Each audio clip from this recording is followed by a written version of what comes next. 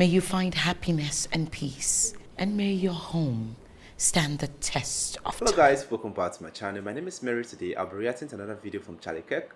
Today's video is titled Pro-Choice Student Flip. Wow, this is short and I feel it's going to be an interesting one, so without further ado, let's get started.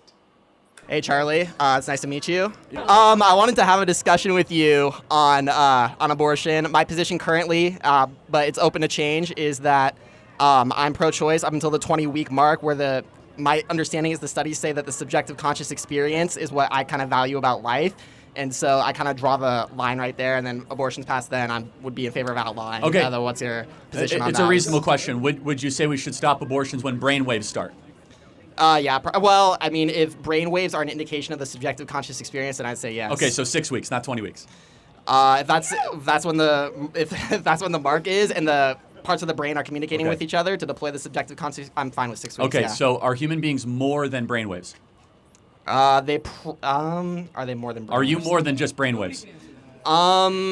No. I don't think so. So you're nothing more than just brainwaves? I don't think so, personally. Okay. I think that's the most important thing. Like, the example that I would give you, the example that I would give is a person in comatose, right, who's indefinitely in coma and is not going to wake up, is hooked on life support. Right. Arguably, they have the unique DNA, they have the heartbeat still going, connected to the ventilator. I don't know if you would agree with that, but arguably the most important part that we're looking at there is whether they're awake or not. If they're not going to wake up, I wouldn't consider it murder to kill that People person. come out of comas all the time. That's true. That's true. If you want, you can come up in a sec. Yeah. I would say that just because there's a temporary lapse in the communication between like the brain, or just because there's a temporary lapse in you still have the parts of the brain that are able to deploy the subjective conscious experience. Can we come out to some agreement? Heartbeat and brainwaves probably a good time to cut off abortion, because that's right around 6 to 8 weeks, right around there. Sure. I'm fine with that. So you're like a radical right winger, man. So I'm not like like that's. I'm not like a. I don't want to be like a hard time. You're coming here in good faith. It's fine. Yeah, sure. But at least you're looking at some sort of rational restriction, right? And sure, of course. Yeah. The radical left, like, they say no restrictions whatsoever. Just let the mother choose. Yeah, I don't agree with that. No. So. I'm not saying you do. But no. And it on its face, it doesn't make any sense, because if it's the mother's choice, always if the baby's completely viable, right, throughout the gestational period, even the third trimester, a third trimester baby at 28, 29, 30 weeks can survive outside of the womb. How is it any different than in the womb, right? Sure, and of course, so yeah. a value of a baby does not change just because the size, level of development, environment, or degree of dependency that the baby has on the mother. Yeah, and so those of us that are pro-life, we articulate a position that is not always popular, but it's morally correct, which is that life begins at conception, which it begins when new DNA is formed, and you are not fully formed at that beginning, but that is when human life actually begins.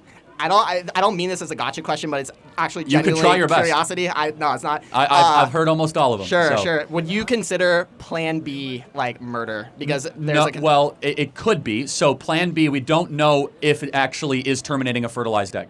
Okay. So because Plan B could be an abortifacient, but it is taken as a precautionary potential abortifacient, right? Sure. So there's a difference between what is an at-home abortion, which is now widespread, where someone knows that they are currently in a gestational 39, 40-week development of a human being, whereas Plan B is like, I had unprotected sex, I'm going to take this just in case, right? Okay. And essentially what Plan B does is it nuclear bombs all the eggs, right? Okay. For that particular, and excuse the graphic nature of it, but that's what it does. So it depends on if the egg is actually fertilized or not, which is, I would never, encourage anyone to use Plan B, but it's a little more complicated than I understand. And then my second question, yes. Another hypothetical situation that I've heard on a podcast. I know you've been on the Whatever podcast. Yep. It's right down they film right down the street, by the way, in Santa Barbara. Yeah, it's really interesting. I really like watching they have good content. Yeah, it's not a great group of people, but yeah. Oh, really? Why? Okay, well, I won't. It's pretty self-evident, but yeah. Oh, okay. Well, anyway, so there was a woman on there. Her name was Jasmine, and I thought she posed like a pretty interesting hypothetical where there's a burning building, right, and you have 10 fertilized embryos and 3 live babies, and it's burning, and you only have an option to choose one. Which one are you saving? That's a tough question. I mean, first of all, it depends if the embryos will ever be used. That's the better question. So if you can guarantee the embryos will then be used into full fertilization, then to be consistent, you would have to save the 10 embryos. Okay. If they're fully fertilized, then will be used, yes. But Okay. the 3 babies have already gone through the entire gestational period, survived potential miscarriages, other side of birth-related issues. But that's a fair and very good question that to be principled, you have to answer it a certain way. I love this. I love this so much. I love the fact that Charlie is being, 100% sincere. He's not answering based on emotion. He's answering based on logic. And we have to think. If we are all thinking based on emotion, okay, the mother, and we keep on eliminating children, I feel those students Charlie is communicating with are not supposed to be here, because each of us, our parents had decision to whether bring us or not. But they choose to bring us, and I think that is like a blessing to us, because now we're experiencing this beautiful world, seeing what this world have for us.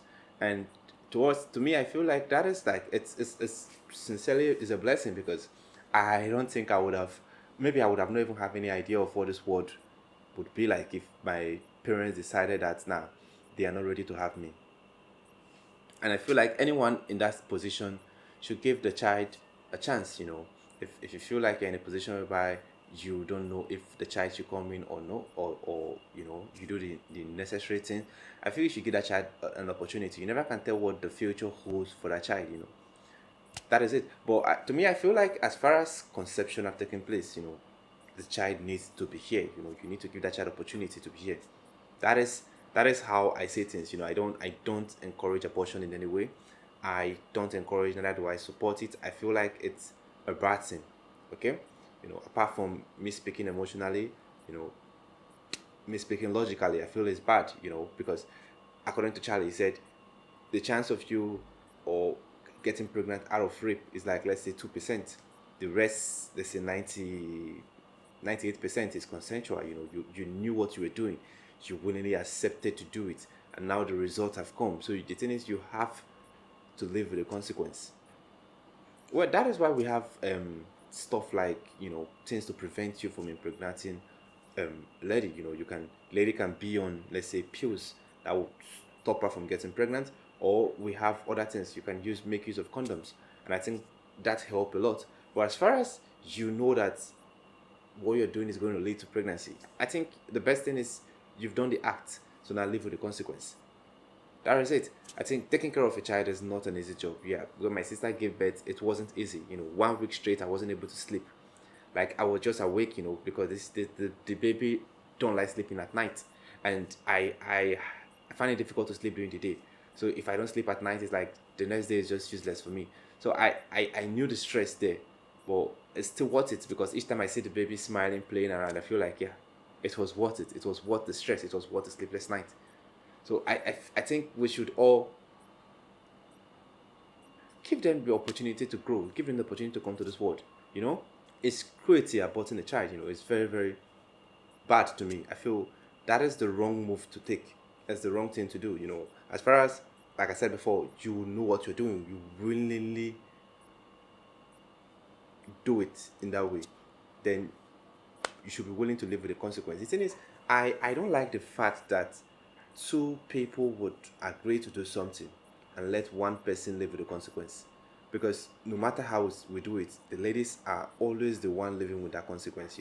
If things should go wrong, if the guy decides to bail on the lady, she will live with the consequence of training that child alone. At least if you're in a developed society whereby the law will take effect, force the man to be there.